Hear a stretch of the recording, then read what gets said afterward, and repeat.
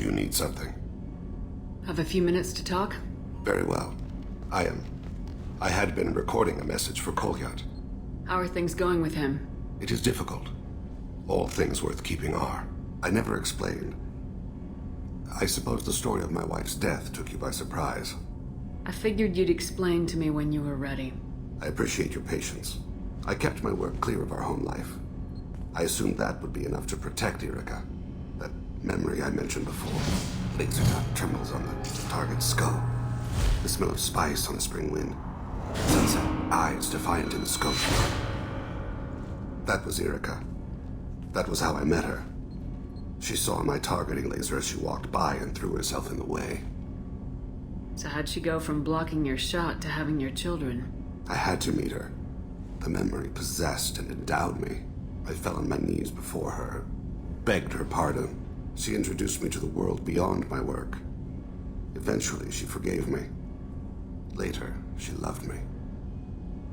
I guess she impressed you. She woke me up. Her body trembles.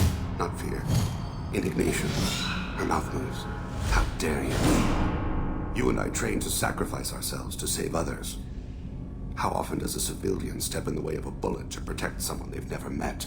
I thought she was the goddess Urashu. She met my eyes through the scope, and my purpose faltered. When you talked to Kolyat, you said she died. I let myself become complacent. I thought Irikah and Kolyat were safe. I stayed away too long, and my enemies came for her. Who came for her? Batarians. A slaver ring that was preying on Hanar outer colonies. I'd killed their leaders. They paid the shadow broker to find out who I was. But they were afraid of me, so they went after her. You told Kolyat that you hunted her killers down. Irikah woke me up.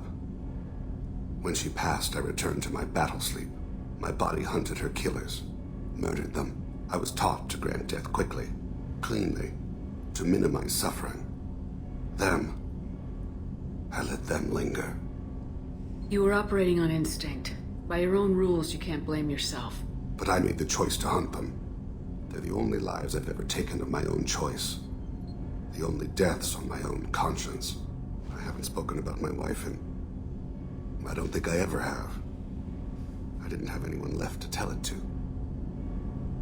Maybe I haven't been as upfront as I should be. I'm here for you, Thane. Whatever you need. You are very kind. Thank you for listening, Siha.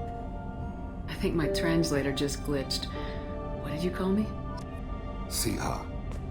Someday I'll tell you what it means.